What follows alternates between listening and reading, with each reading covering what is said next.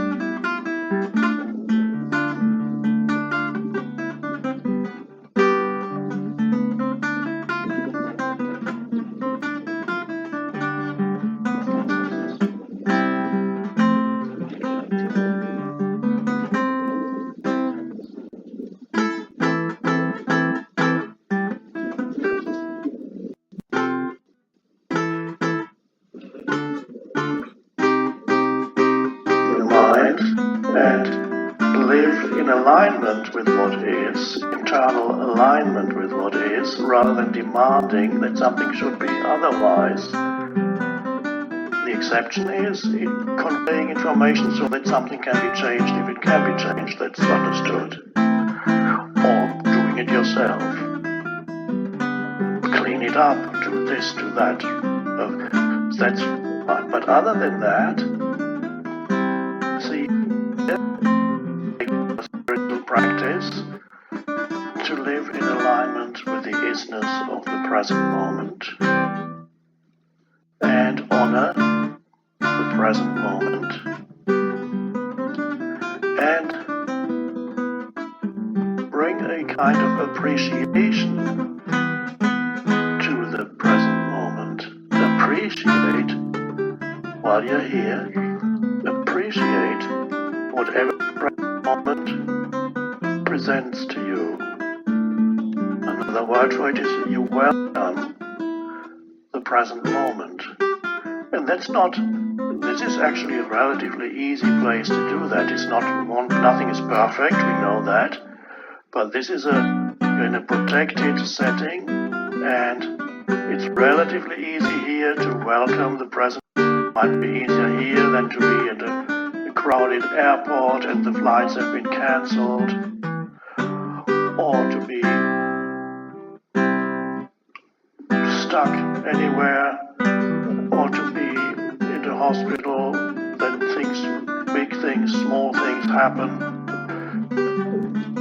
Wherever you go, welcoming the present moment is the practice that gives you access to the spiritual dimension, to that which is beyond the person in yourself.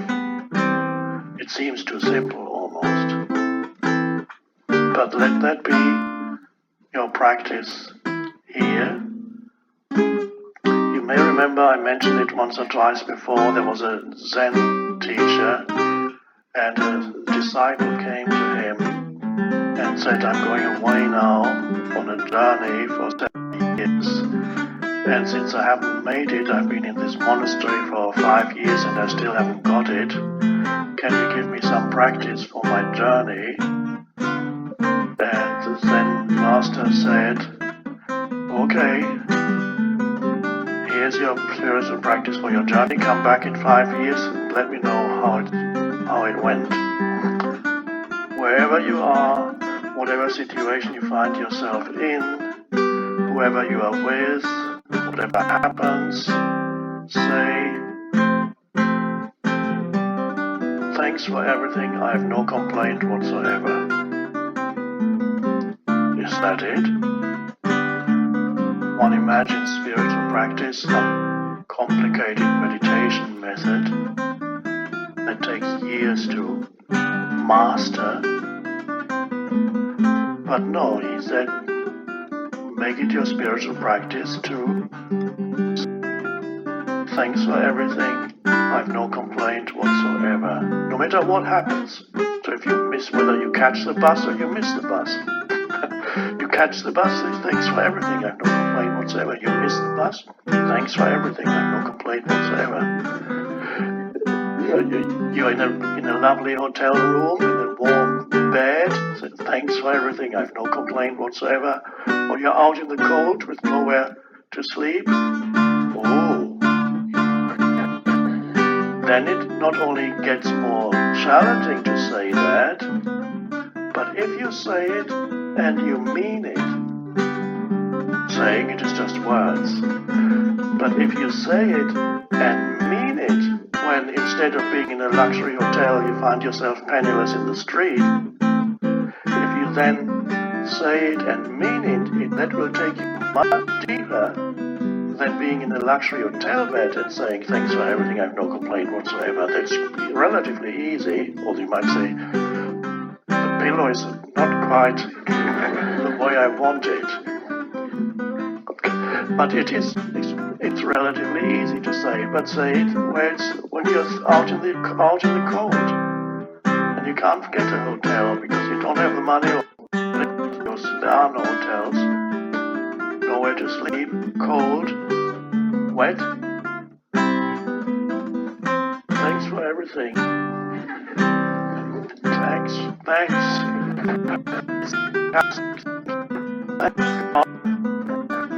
But don't worry.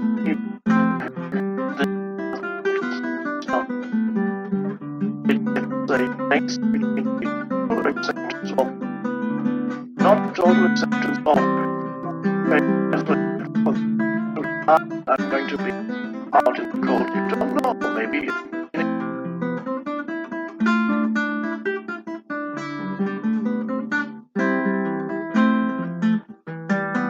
find somewhere. Somebody will offer you a place to sleep.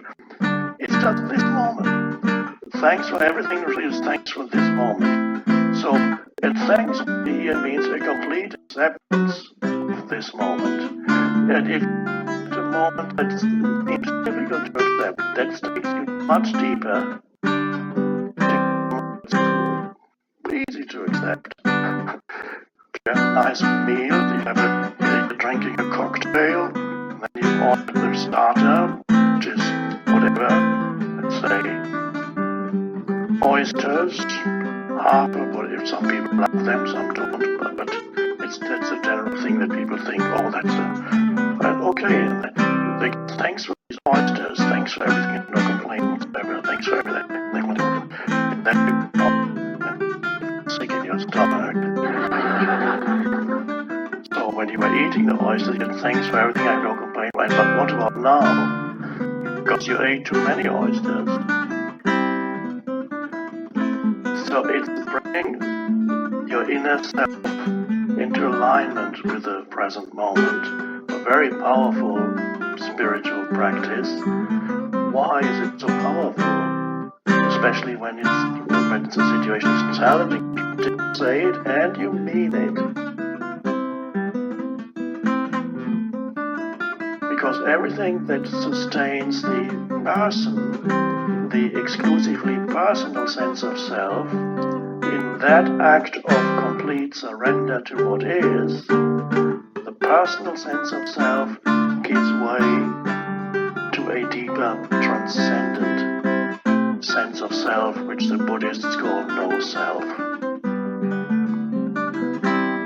A deeper consciousness sharply shines through. So really, it's a kind of denying your form identity. It doesn't mean you don't have it anymore, but you are no longer trapped exclusively in your form identity. The form identity is strengthened the more you can be in opposition to what is. The stronger your form identity, me, the person, the me. The more you are in opposition to what is, the stronger the me becomes, your form identity. And if you have enemies, lots of enemies, it loves that gets even stronger. They're all against me or us, if it's a collective ego. The collective ego loves its enemies, can't actually survive without them. Every collective ego needs the others, who are not us. This is us and that's the others. So that's the wonderful thing, that the person, the exclusively personal sense of self becomes weakened, subsides, and then something else emerges when you no longer habitually oppose what is. Something emerges that is deeper than the personal sense of self. The transcendent dimension, presence, whatever we want to call it. Some people call it your higher self, or you can call it your deeper self. Words doesn't matter. But something emerges that is from beyond the person. And that is a place of great power and aliveness and possibility. And that is where you are connected with a vastness and with everybody else too. So it's when you feel, when transcendent dimension arises, you feel a greater sense of connectedness, no longer the separation with, not only with nature, but also with other humans. You no longer feel the otherness of the other. It's just yourself in another disguise that's really becomes your experience. Whoever you meet, there's yourself into another disguise. Isn't that a wonderful way of being with other humans that essentially you can sense not only your connectedness, but you can also sense your inherent oneness with others.